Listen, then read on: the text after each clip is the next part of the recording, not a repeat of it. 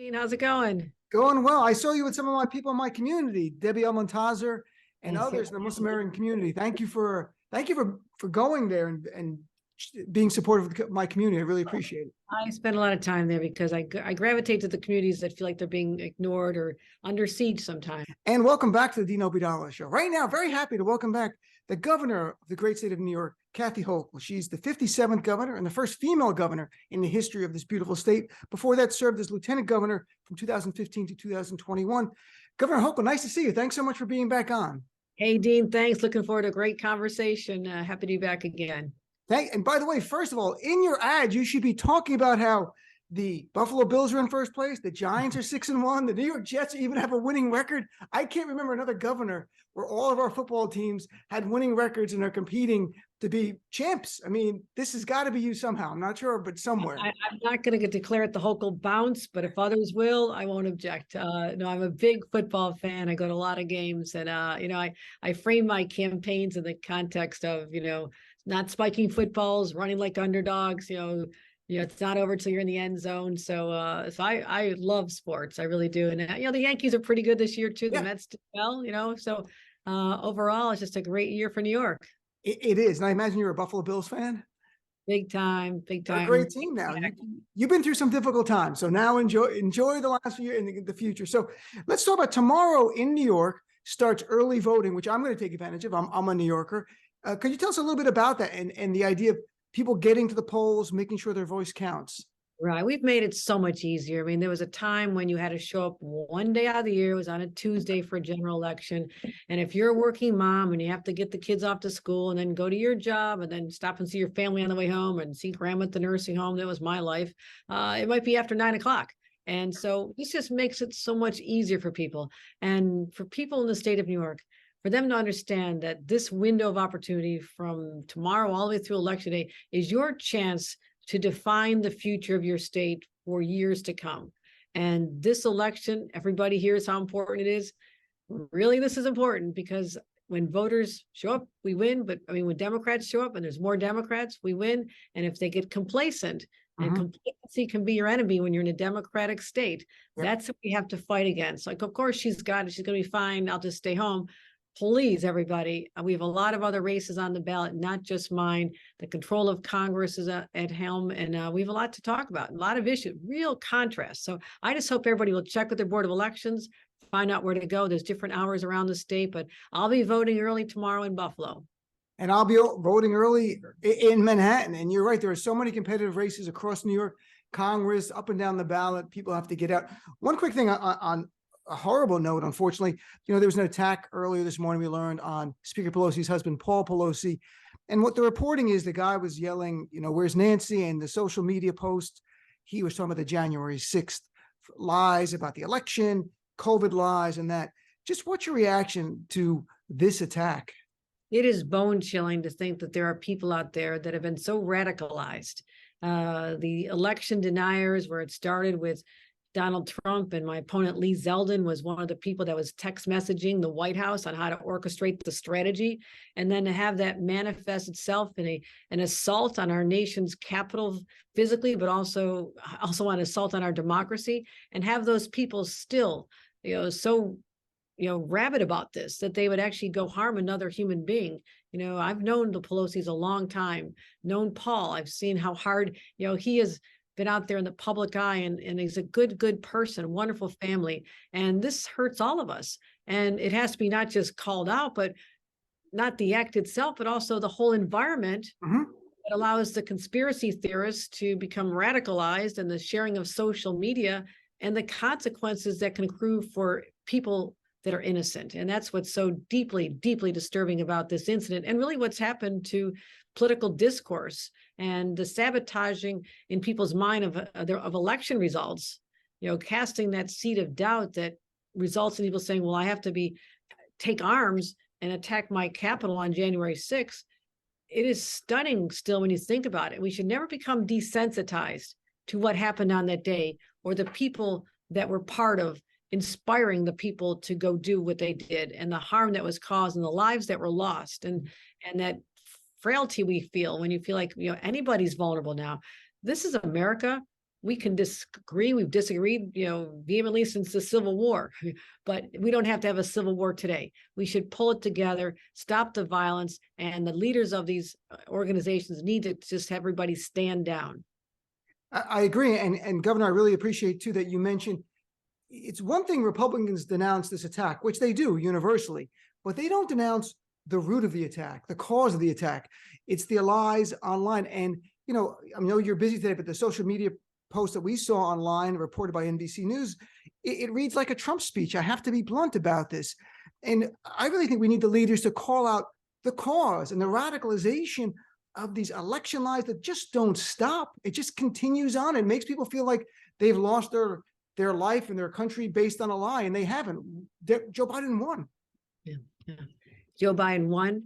Joe Biden is leading this country through some turbulent times. I was with Joe Biden yesterday in Syracuse, New York, where I went as an undergrad, and the football team's doing very well there as well. I wanted to say a little bit rough road with Clemson, but it's still a great start to the season.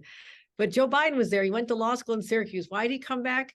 Because Democrats, Majority Leader Chuck Schumer, signed by Joe Biden, supported by the Democrats, put forth a plan to say, why are we allowing the semiconductor industry to be in China or in South Asia? Why don't we incentivize it to come back? And the state of New York stepped up. We put incentives on the table. We worked out a plan where they'll adhere to our energy and sustainability goals. They have to meet all of our green energy goals in order to get assistance from the state. It's a new way of thinking, as well as they're setting up childcare programs and education programs, building affordable housing. That's all part of what we've asked for. Joe Biden was the leader who got this over the finish line, focused on jobs, focused on the economy. And that's what we need to continue talking about, as we always have been. We get the results, but since I was a young staffer for Senator Daniel Patrick Moynihan, an attorney many years ago for him, we've always said, we're just not as good at telling the story. We want to explain, we want to get into the different levels of policy, but you got to meet people where they are in their gut. I mean, what are they feeling today? They're feeling like, I'm not sure what's going to happen, or we're going to get another pandemic. We're going to, have inflation go up. What's the price of gas going to be tomorrow? Well, I have to say now it's down, but it's down. It's hopefully continue going down. And the Democrats need to be addressing those issues, but also when we do, and we always do, talking to the voters about those issues.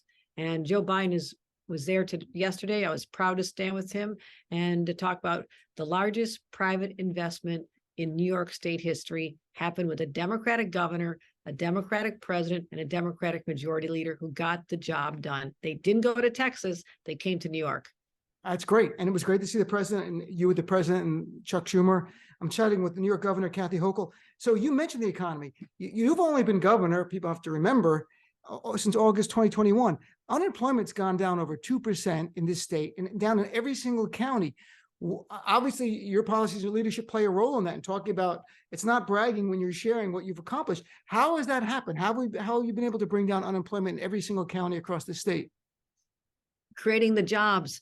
I'm from Buffalo, New York, actually born in Lackawanna, the steel town where my dad and grandpa used to make steel, and lived in a trailer park. I mean, my parents started in a trailer park. So I know what it's like to be coming out of a union town, a hardworking community where people are proud to, wear that blue collar and get dirty and make things happen and create with their hands and their talents. So when I was growing up, unemployment was in my hometown was 15%.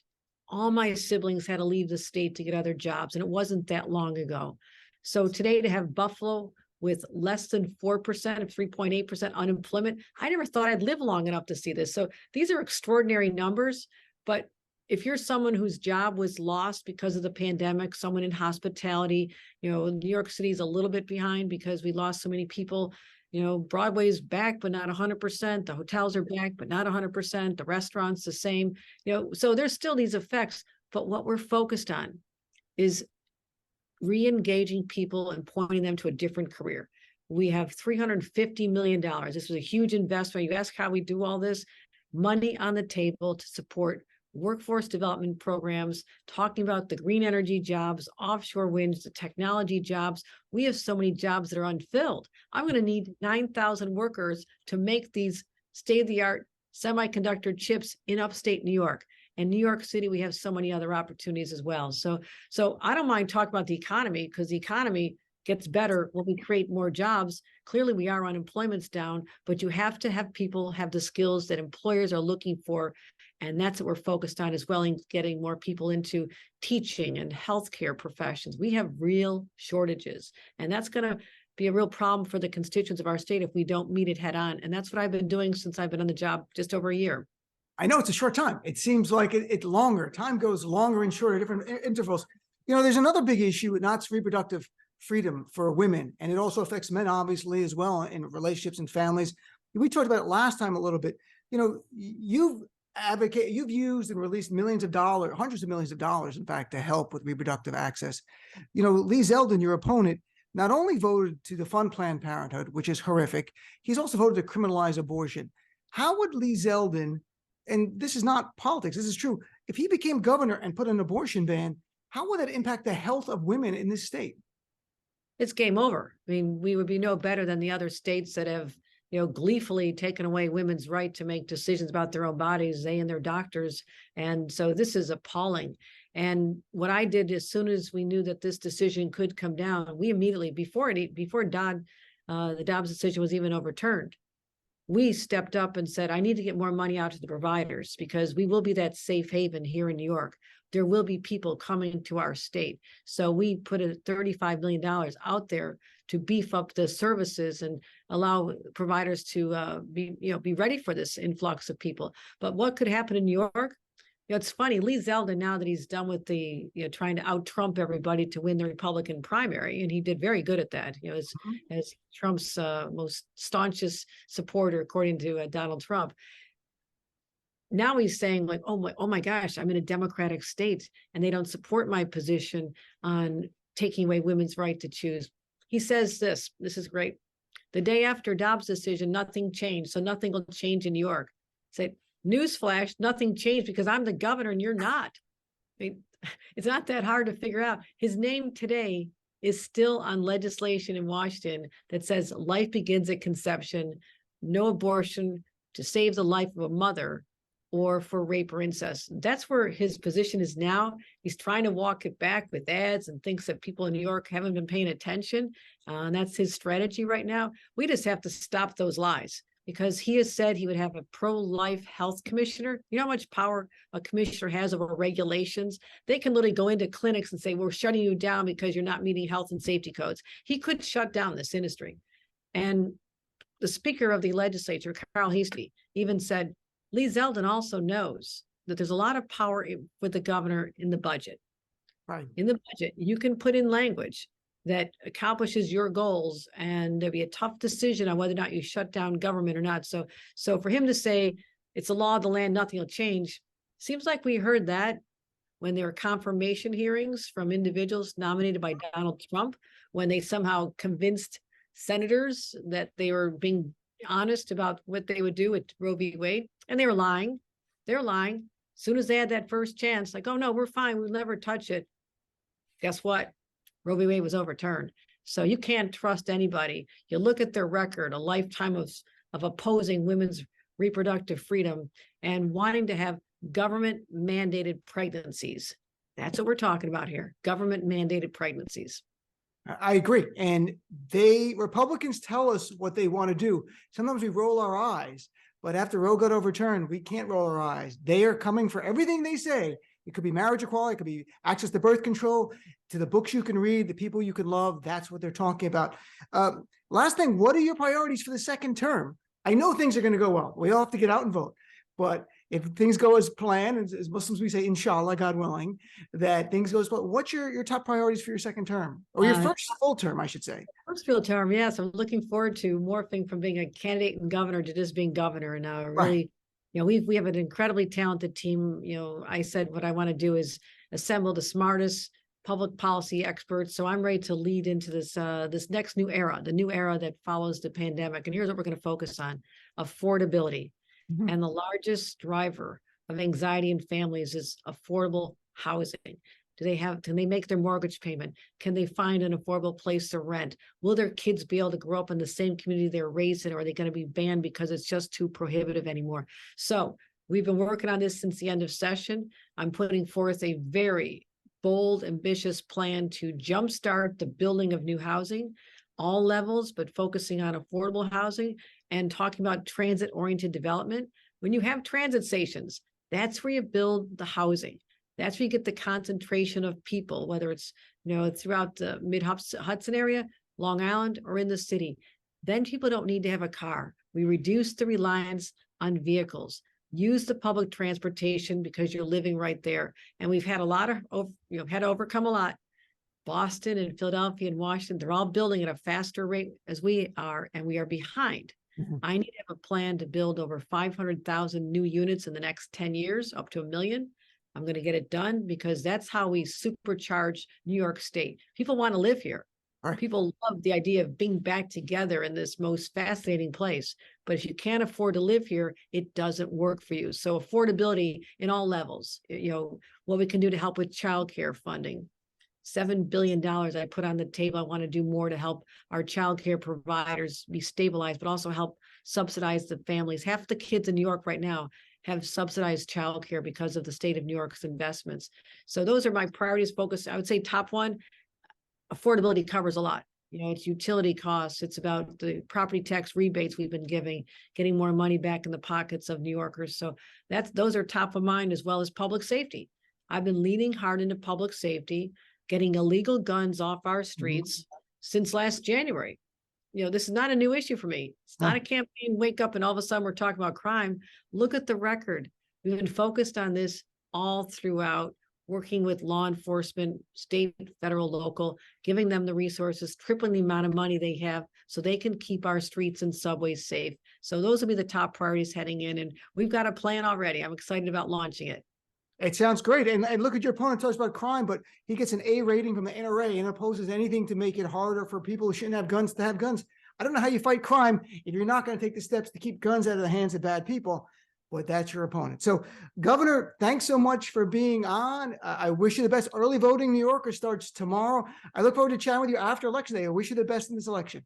All right. Sounds great. Thanks, everybody. Bye, Dean. Bye-bye.